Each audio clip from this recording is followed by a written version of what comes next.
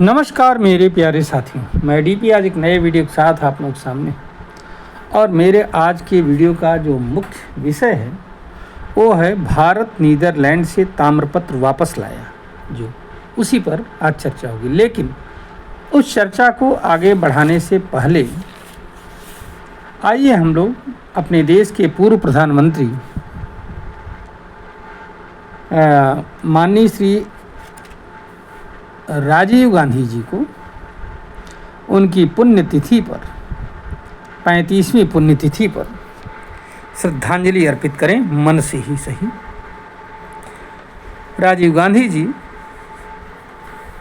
जो कि श्रीमती इंदिरा गांधी के मृत्यु के बाद में प्राइम मिनिस्टर के पद पर आसीन हुए थे। मात्र 40 साल की उम्र में 40 इयर्स की एज में वो प्रधानमंत्री की कुर्सी पर बैठे थे और 21 मई 1991 को श्री पेराम्बदूर में उनकी हत्या कर दी गई थी।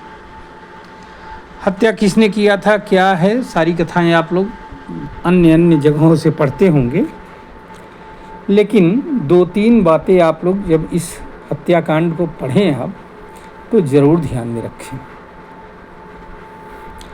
इस पर कभी चर्चा बाद में हो सकती है, लेकिन मैं इसलिए हिंट दे रहा हूँ कि आप लोग अगर ध्यान में रखेंगे तभी इसका ठीक से कंक्लूजन ड्रा कर पाएंगे, निष्कर्ष निकाल पाएंगे।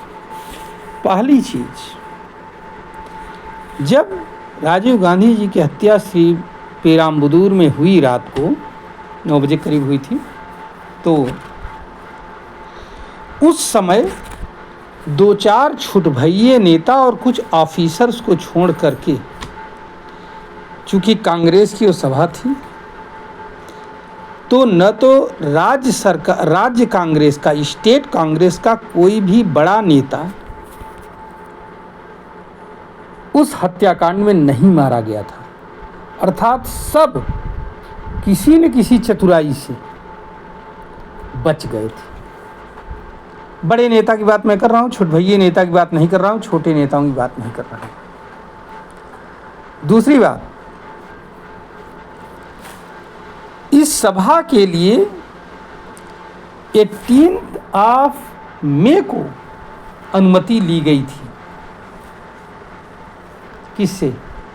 श्री राजीव गांधी जी से। और उनके पास समय नहीं था, तो इसके लिए रात का वक्त चुन लिया गया था कि रात में भी आएंगे तब भी चलेगा। ये जो 2 मैंने पॉइंट दिए हैं, इस पर जरूर विचार करना कि क्या कारण है भाई।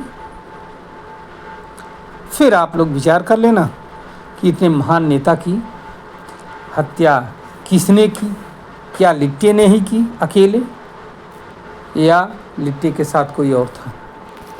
चलिए एक बार पुनः अपनी श्रद्धा सुमन अर्पित करते हुए अपने पूर्व प्रधानमंत्री राजीव गांधी जी को श्रद्धा सुमन अर्पित करते हुए हम लोग आगे बढ़ते हैं। अब आते हैं आज के मुख्य टॉपिक पर। साथियों, आज का मुख्य टॉपिक है भारत नीदरलैंड से अभी जो ताम्रपत्र ले आया था उसी के पर है। तो आइए जरा सा इस ताम्रपत्र के विषय में हम लोग कुछ जानने की कोशिश करते हैं। बहुत ज़्यादा कुछ तो नहीं, लेकिन हाँ, जो कुछ भी हमें मिल पाया वो मैंने कलेक्शन किया और आपको बताने की कोशिश करूँगा। सबसे पहली बात तो, ये जो ताम्रपत्र हैं इनका वज़न है कुल 30 किलोग्राम 30 kg, और ये 2 ग्रुपों में हैं। एक 21 का एक सेट एक है, और 3 का जो 21 बड़े साइज के हैं उसका एक सेट, और 3 ताम्रपत्रों का एक सेट। ठीक है, ये सभी ताम्रपत्र एक रिंग में बंधे हुए हैं। उस रिंग के ऊपर चोल राजाओं के प्रतीक चिन्ह बने हुए हैं। ध्यान रखिएगा, कांसे की रिंग है और उस पर एक चोल मतलब साम्राज्य का कुछ प्रतीक चिन्ह है, जैसे बाघ, मछली, धनुष बाण, ये सब बने हुए हैं। तो इससे पता लगता है कि ये उसी ज़माने का है। पहली बात तो ये जानिए। दूसरी बात, इसमें जो ये वो है, क्या नाम है, ताम्रपत्र है, इस पर जो लिखावट वो कौन सी लिखावट है उस पर?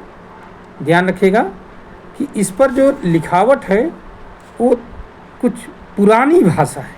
क्या है? बहुत पुरानी भाषा में लिखा गया है। अभी जैसे हमें याद आता है मैं इस पर बताऊंगा कि किस भाषा में लिखा गया है। अभी थोड़ा सा हमारे दिमाग से स्ट्राइक आउट हो चुका है। तो यहाँ पर ये ध्यान रखने की बात है कि 2 ग्रुपों में है और 2 अलग अलग शासकों के द्वारा लिखवाया गया शाही आदेश है। भारत के इतिहास और संस्कृति के लिए बहुत महत्वपूर्ण है। इस पर जो लिखा गया है वो है क्या कि राजा प्रथम चोल राजा जो थे उनके समय में 985 से 1014 के बीच में ये शासक रहे हैं राजा प्रथम। 21 लीडन प्लेट्स इनको कहा जाता है। ये जो ताम्रपत्र हैं इनको जो नीदरलैंड ले गया था उसको लीडन प्लेट्स कहा उसने, क्योंकि वहाँ के लीडन यूनिवर्सिटी में रखा गया था। तो इसमें लिखा गया है कि नागपट्टनम के बौद्ध विहार, जिसका नाम क्या था, चूलमड़ी वर्म विहार, को अनाई मंगलम गांव को, ये जो नागपट्टनम के बौद्ध विहार क्या नाम है, चूलमड़ी वर्म विहार कहा जाता है, उसको अनाई मंगलम गांव को दान में दिया गया था। अनाई मंगलम गांव के नाम पर इस ताम्र लिपि जो ताम्रपत्र है इसको कहा जाता है अनाई मंगलम ताम्र पांडुलिपि। ये जो चेर और चोल राजा थे, चोल राजा जो थे, राजा प्रथम, और उसके बाद में जो है एक दूसरे राजा हुए, इन्होंने भी काफ़ी, हाँ, राजा के पुत्र थे राजेंद्र चोल प्रथम। तो इन्हीं के समय का इसमें कुछ वर्णन है। ये जो 21 ताम्रपत्रों का, जो बड़े वाले ताम्रपत्रों का सेट है, उसमें इन्हीं का वर्णन है, राजा प्रथम और राजेंद्र चोल प्रथम। इन्होंने, ध्यान रखिएगा कि इन्होंने 1000, ये जो राजा प्रथम थे 985 से 1014 ईस्वी तक शासन किया था, और जो राजेंद्र चोल प्रथम थे इनका समय वहीं 1014 से आगे मान लीजिए 1044 तक था। लगभग मैं बता रहा हूँ, 1-2 साल का इधर उधर कहीं पर मिलता है, कहीं पर इनका राजेंद्र चोल का समय मिलता है 1012 से 1044 तक मिलता है। तो 1-2 साल का अंतर है कहीं पर। बहुत ही अपने ज़माने के महान शासक थे। इन्होंने गंगई कोंड चोल की उपाधि धारण किया था।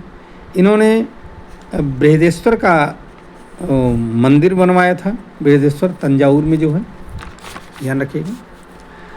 अब इसमें जो ये तो रहा बड़े वाले ताम्रपत्रों की 21 ताम्रपत्र की, इसमें उसी बौद्ध विहार की बात की गई। जो 3 छोटे ताम्रपत्र हैं वो हैं कुलोत्तुंग चोल के समय के माने जाते हैं, जो 1070 से 1120 ईस्वी के बीच में इन्होंने शासन किया था। ध्यान रखिएगा।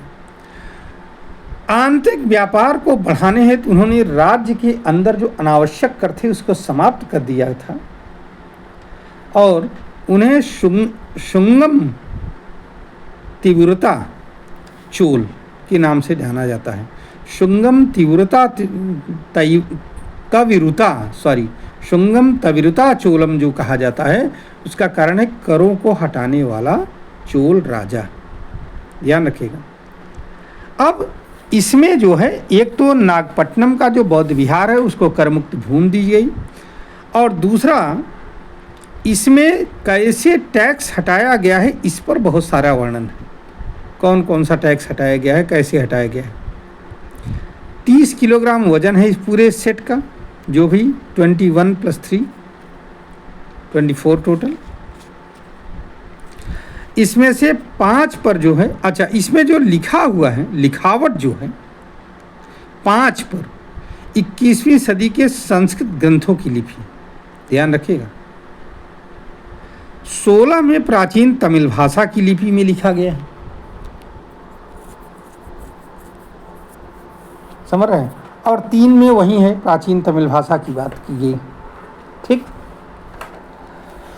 इसमें ये जो तमिल लिपियाँ हैं, इनमें कराधान, जैसा कि मैंने बताया, व्यापार, सिंचाई प्रणाली, इन सब का विस्तृत वर्णन भी है। अच्छा, ये डचों के पास पहुंचा कैसे, ये भी आपको जानना है। तो हुआ है कि 1687 से लेकर के 1700 के बीच में नागपट्टनम में डच या नीदरलैंड के लोग आकर के रहना शुरू करते। तो वहाँ वो अपना एक किला बना रहे थे। जब किला बना रहे थे तो वहीं खुदाई के दौरान उन्हें मिला था। 1712 में डच पादरी फ्लोरेंटियस कैंपर इन्हें अपने साथ लेकर के नीदरलैंड चलाया। बाद में उसी के वंशजों ने 1862 में इसे नीदरलैंड की लीडेन विश्वविद्यालय को दे दिया। इसीलिए इसको एक नाम और मैंने बताया ना, जो ताम्रपत्र था, इसको क्या कहा गया है? इसको लीडेन ताम्रपत्र भी कहा गया, लीडेन पत्र भी कहा गया है। ठीक है, आपने इसका ये नाम देखा होगा। हाँ, लीडेन प्लेट्स भी इनको कहा गया। अच्छा, ये जो है 160 वर्षों से अधिक समय से वहाँ पर सुरक्षित हैं, लीडेन विश्वविद्यालय में। भारत सरकार ने 2012 से इस पर शुरू किया था काम, लेकिन यूनेस्को में 2023 के बाद इस पर बहुत तेज़ी से काम शुरू हुआ। और यूनेस्को के अंदर में ही आती है एक ICP और RCP संस्था। इसी के सामने जो है वापस लाने का प्रस्ताव भारत सरकार ने रखा।